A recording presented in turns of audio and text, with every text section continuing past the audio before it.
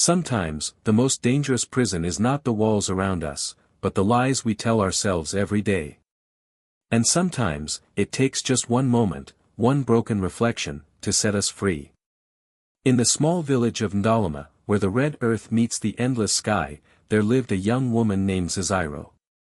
She was 25 years old, with gentle eyes and hands that once knew how to create beautiful things from clay and thread. But those hands had forgotten their skill, and those eyes had lost their light. Zesiro had been married to Tawanda for 3 years. Their marriage had been arranged by their families, and what started as hope had slowly turned into something dark and painful. Tawanda was not a kind husband. He found fault in everything Zesiro did. If she cooked his favorite meal, he would say it was too salty. If she cleaned the house until it sparkled, he would point out dust she had missed. "You are useless," he would tell her almost every day. "My mother warned me about marrying a woman like you." His mother, Chileshe, lived with them in their small house. She was a bitter woman who had never accepted Zesiro as part of the family. Every morning brought new criticism, new ways to make Zesiro feel small and worthless. "Look at how she holds the water pot," Chileshe would say to anyone who would listen. "She cannot even carry water properly. What good is a woman who cannot do simple tasks?" Zesiro tried her best to please them both. She woke before sunrise to fetch water from the well. She cooked 3 meals a day, washed clothes by hand, and kept the house clean. But nothing was ever good enough. She had become a shadow of herself, always afraid, always apologizing, always trying to be perfect. The worst part was that she had begun to believe their words. When people look at you with disappointment every day, when they tell you that you are not good enough, you start to think they must be right. Zesiro had not always been this way. As a child, she was full of joy and creativity.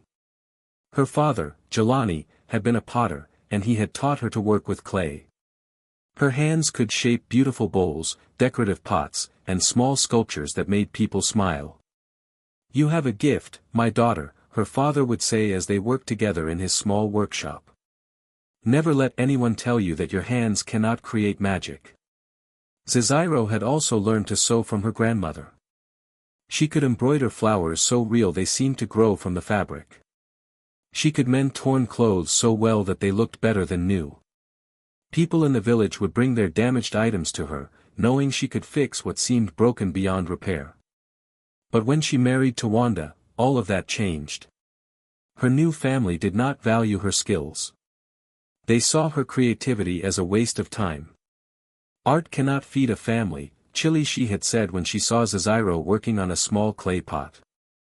"Put away these childish things and focus on being a proper wife."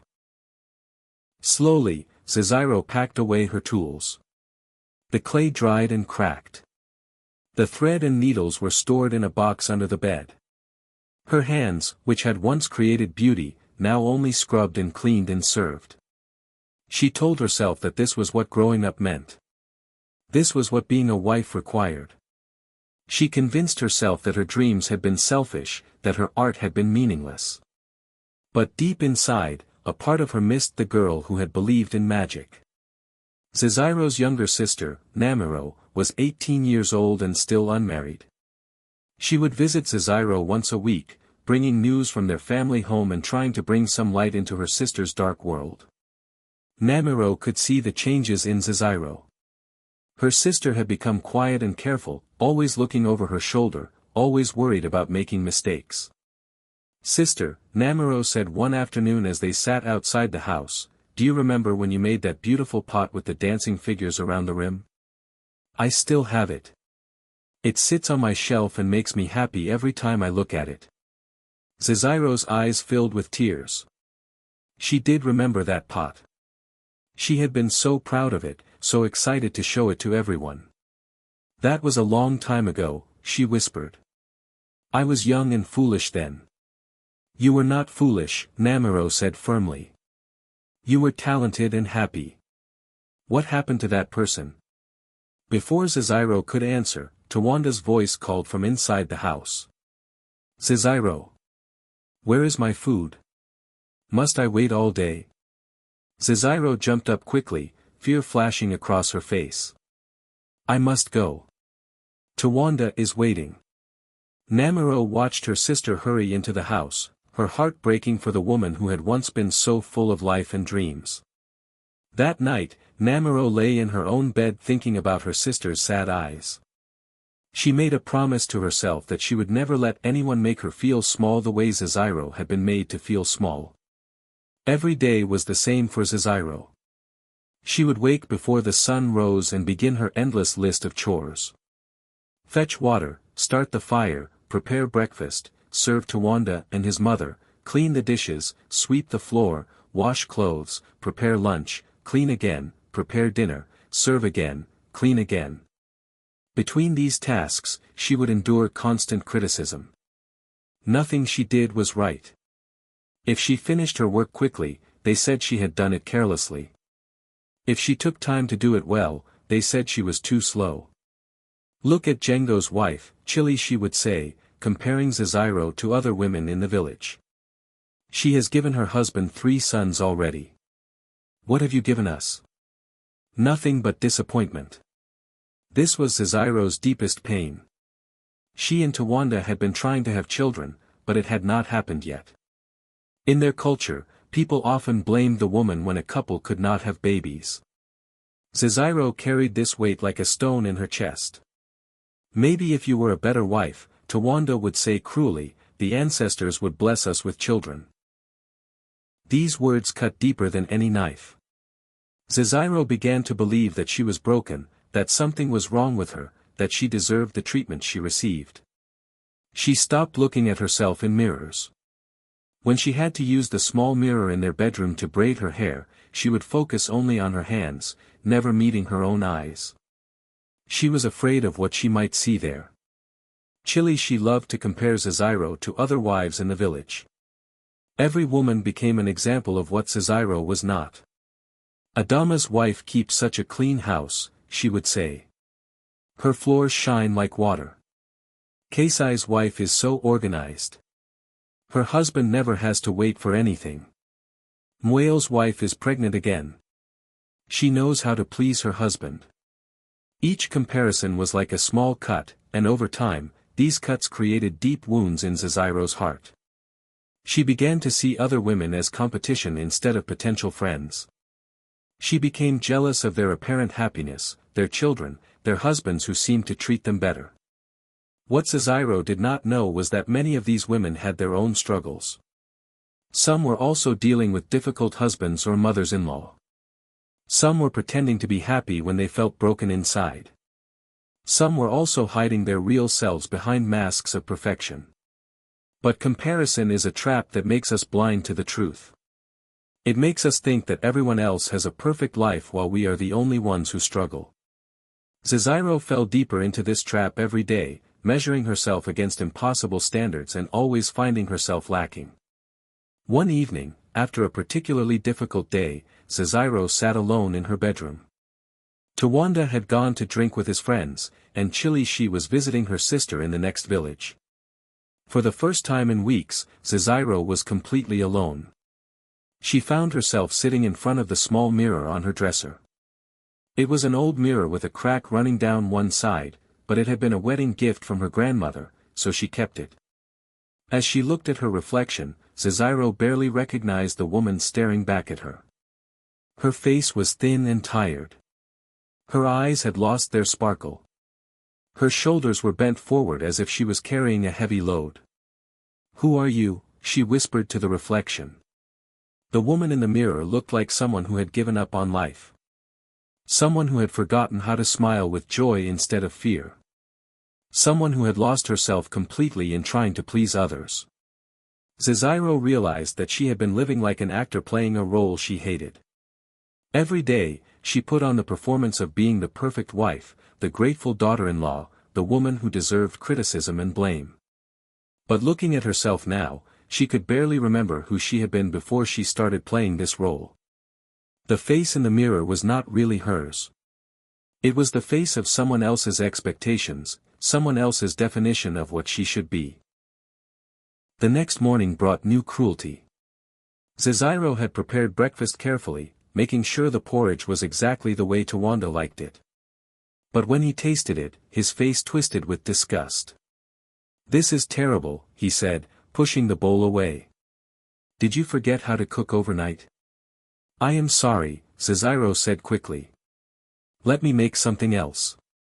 "Do not bother," Chileshe said, her voice sharp with anger. "We will eat at my sister's house. At least she knows how to feed people properly." After they left, Zesiro sat alone with the rejected breakfast. She tasted it herself and found nothing wrong with it. It was perfectly fine, exactly the same as always. That afternoon, Chileshe returned with more criticism. "My sister asked me why my son married such a useless woman. I had no good answer to give her. She said her neighbor's daughter would make a much better wife.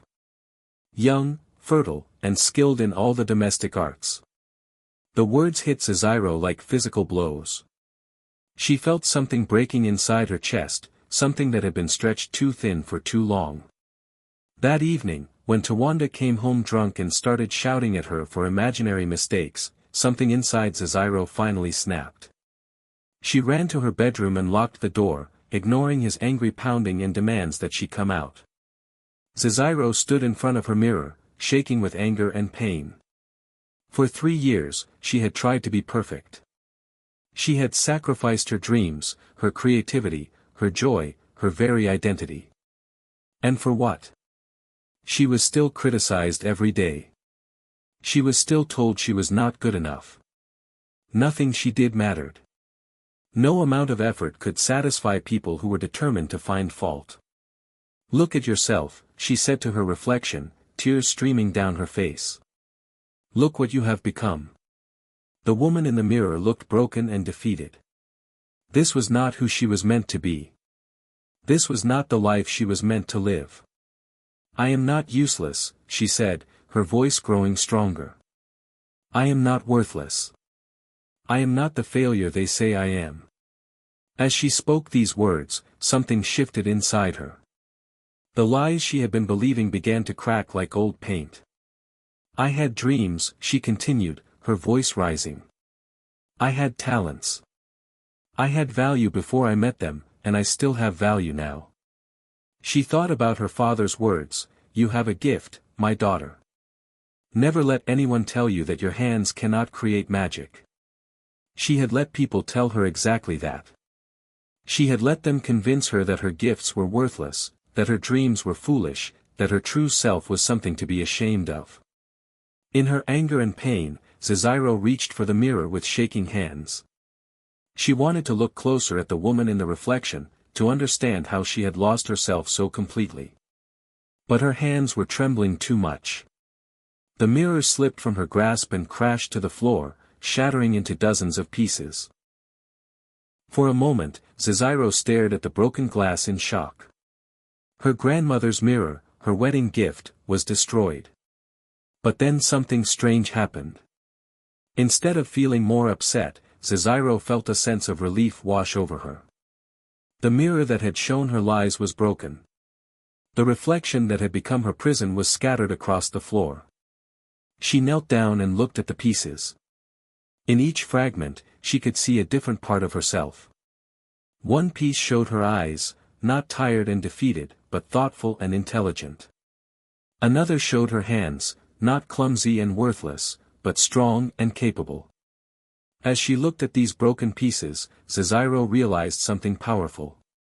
She had been seeing herself as one complete failure, but she was actually made up of many different parts.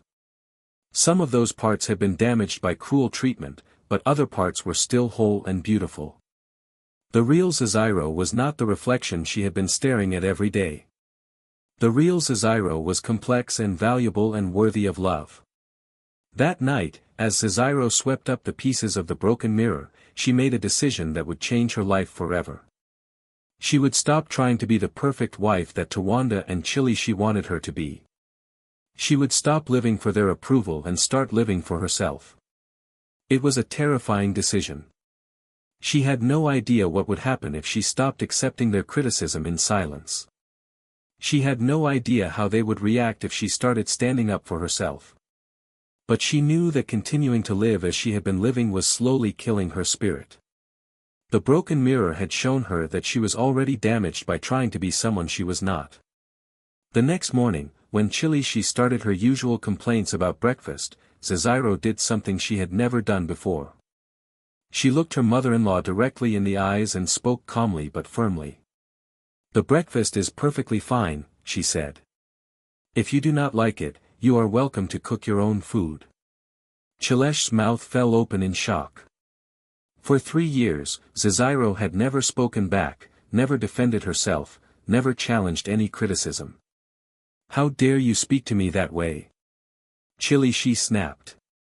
"I am speaking to you with respect," Zesiro replied. "But I will no longer accept disrespect in return." It was a small moment, but it felt like a victory. For the first time in years, Zesiro had spoken her truth instead of swallowing it.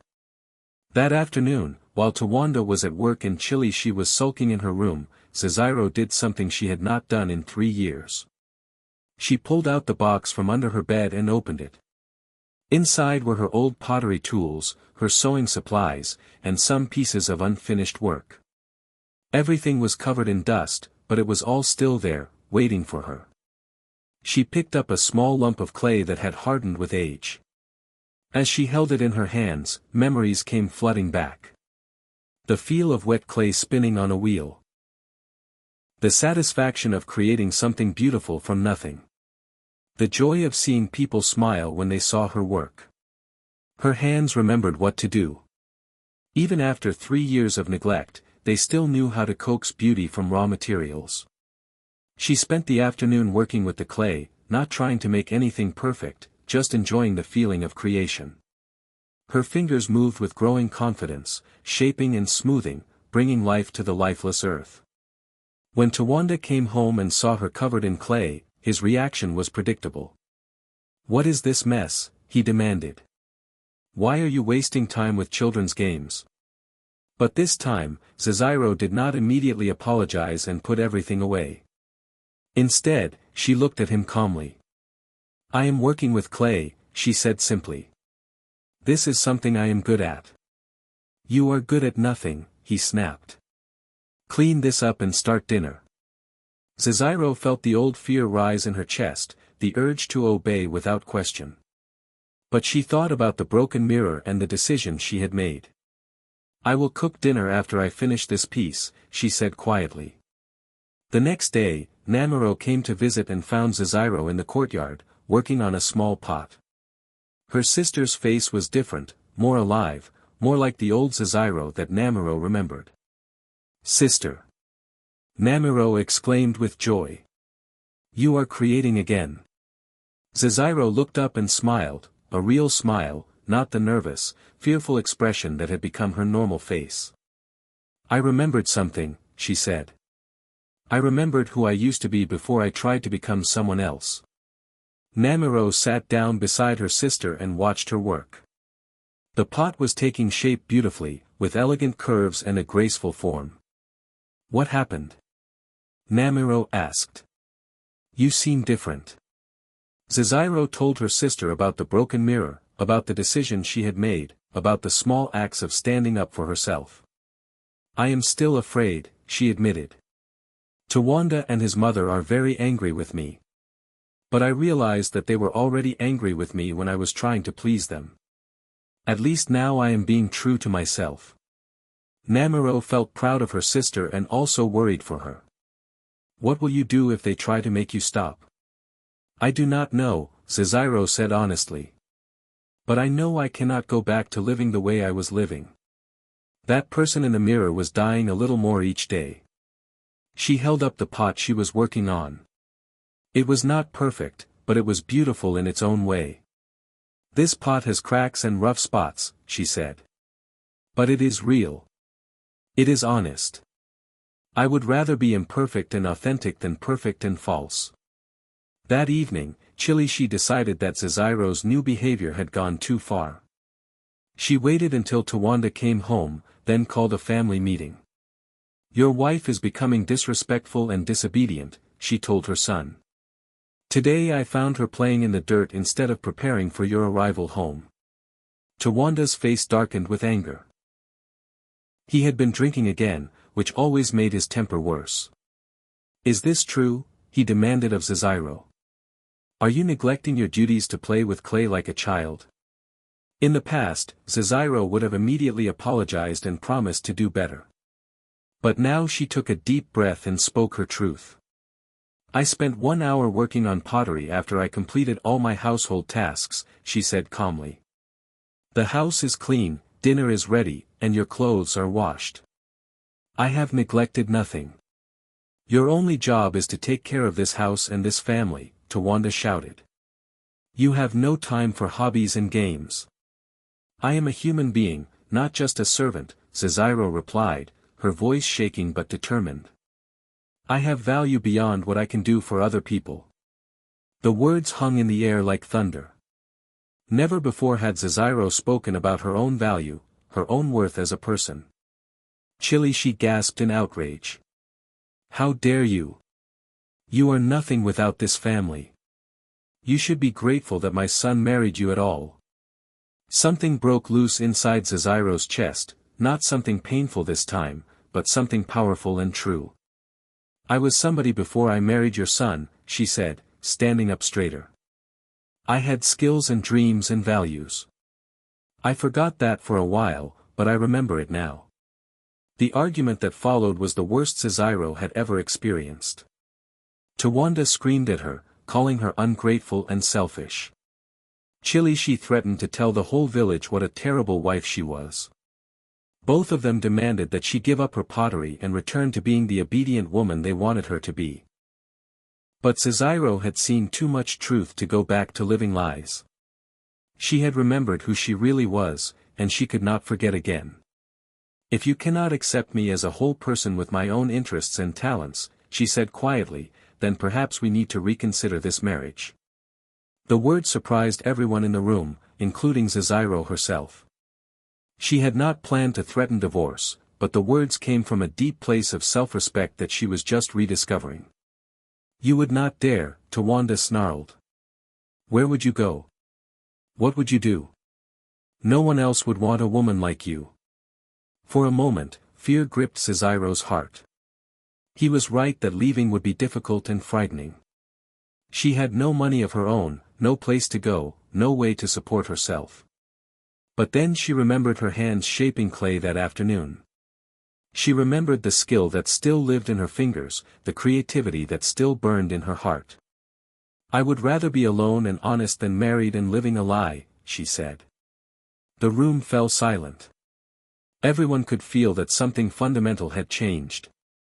The old Zesiro, who would do anything to avoid conflict, was gone. In her place stood a woman who valued her own truth more than other people's approval. The next few days were tense and difficult. Tawanda and Chileshe tried different tactics to force Zesiro back into her old role. They threatened her, ignored her, and spread rumors about her in the village. But Zesiro had found something stronger than their disapproval, she had found herself. Every day, she spent time working with clay and thread, reconnecting with the skills that had once brought her joy. Word began to spread through the village that Jelani's daughter was creating beautiful pottery again. People who remembered her work from years ago began to visit, bringing broken items for repair and commissioning new pieces. To everyone's surprise, there was a real demand for her work. Many people in the village needed pots, bowls, and decorative items, but they had been buying them from traders who charged high prices for low-quality goods. Zesiro's work was beautiful, affordable, and made with love. Soon she had more orders than she could handle. Namiro came to help her sister with the business, learning pottery skills and helping to deliver finished pieces to customers. Together, the sisters created a small workshop in their family's old home. I am proud of you, Namiro said one afternoon as they worked side by side. You found your courage when I did not even know you had lost it. I almost lost it forever, Zesiro replied.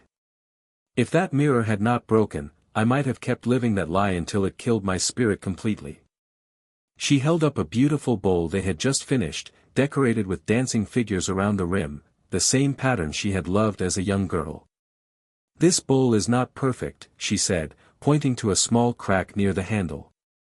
"But it is honest. It shows the marks of the hands that made it, the love that went into creating it."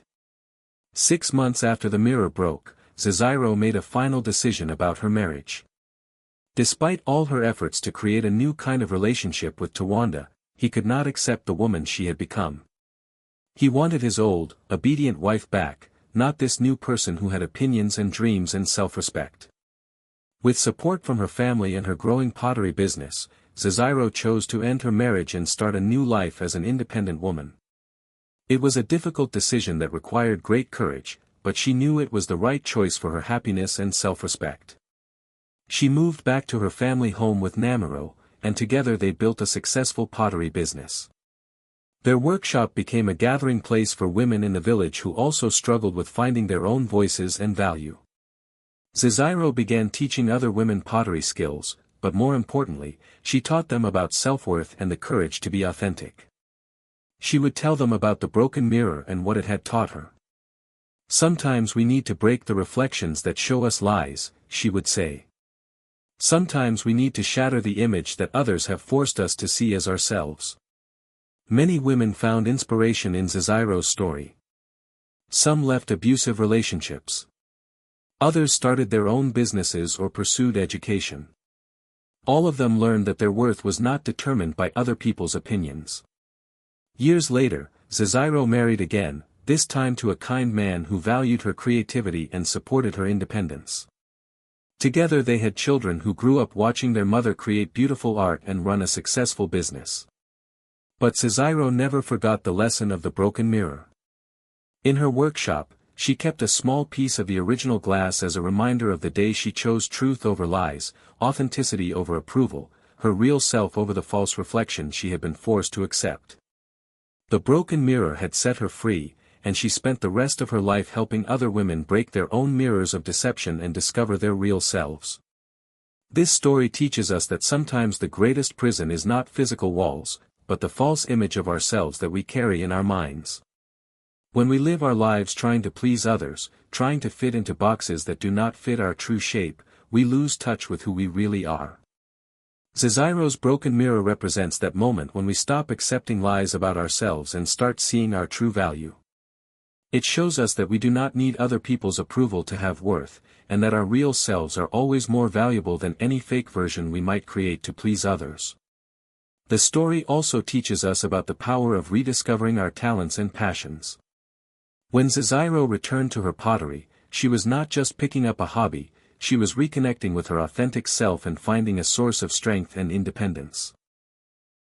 Most importantly, this tale reminds us that it takes courage to live authentically, but the alternative, living a lie, slowly destroys our spirit. Sometimes the bravest thing we can do is disappoint people who want us to be someone we are not. How many of us are still staring into mirrors that show lies we were forced to believe? How many of us have given up our dreams, our talents, our true selves to fit into someone else's expectations? It is time to break those mirrors.